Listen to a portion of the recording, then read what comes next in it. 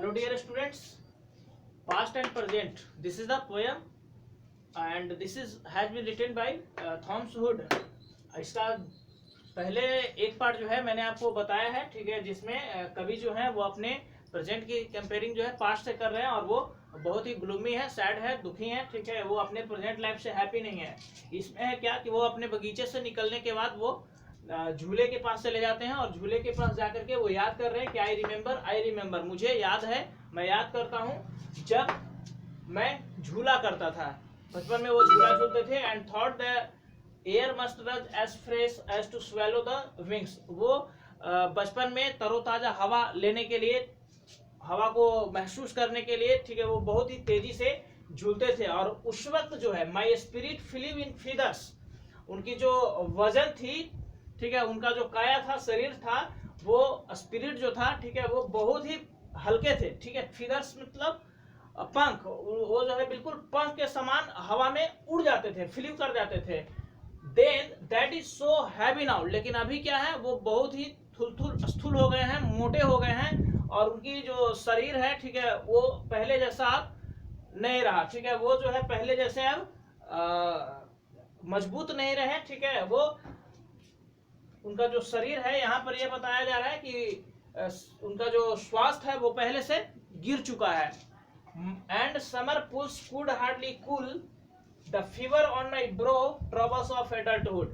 यहाँ पर देखिए, जहां पर पोएट का जन्म हुआ है वो उस जगह पे ग्रीष्म ऋतु है, गर्मी का मौसम है, और वो कहते हैं कि इस मौसम में जो बुखार है, जो फीवर है, बुखार है, वो उनका भाग नहीं रहा है, खत्म नहीं हो रहा है. तो ये जो है अपनी एडल्टहुड जो है अपनी एडल्टहुड को, किशोरावस्था को, ठीक है, कंपेयरिंग कर रहे हैं कि वो बहुत ही ट्रबल से भरा हुआ है, दुख से भरा हुआ है. जो उनको फीवर है वो भी जो है खत्म नहीं हो रही है.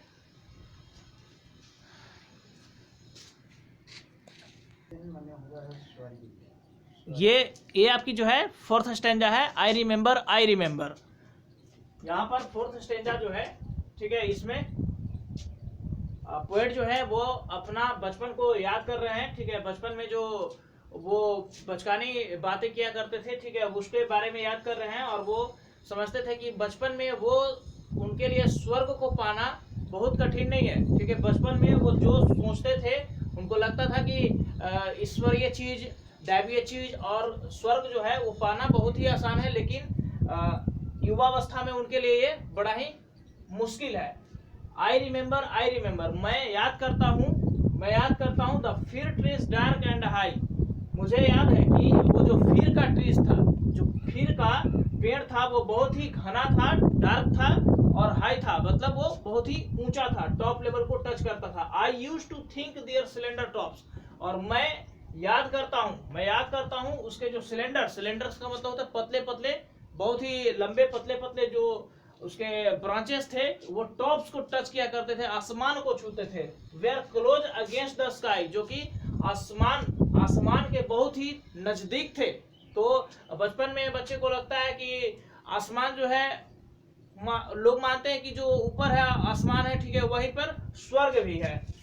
But now this little joy, लेकिन अभी जो है ये छोटी सी भी खुशी, जो बचपन में उनको ये जान करके खुशी होती थी, इस चीज को वो कल्पना करके, कल्पित करके खुश होते थे.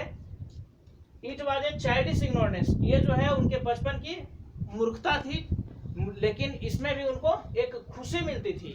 ये उस चीज को सोच करके खुश होते थे कि स्वर्ग जो है वो ऊपर ही आसमान में है, जो पेड़ जो है वो आसमान को टच कर रहा है, वो छू रहा है, वहीं पर स्वर्ग है.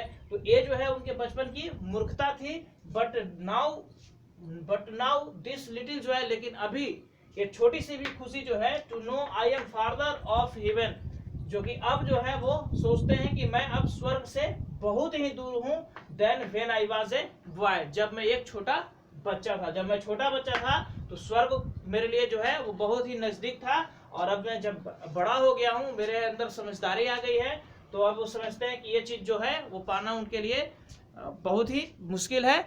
और ये सोच करके वो दुखी हो रहे हैं कि उनका जो प्रेजेंट लाइफ है पास्ट लाइफ की अपेक्षा बहुत ही खराब है.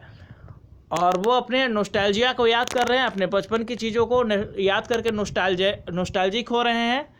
ठीक है, तो ये जो है आपकी पोयम थी जो कि मैंने आपको बताया है। ठीक है, आप इसको पढ़ें, बार बार अपने प्रैक्टिस बुक में इसका क्वेश्चन आंसर जो है वो भी डील करें। और अगर आपको कहीं पर दिक्कत होती है, if you feel any types of trouble during your study, then you can ask me anywhere any time. Thank you, have a nice day.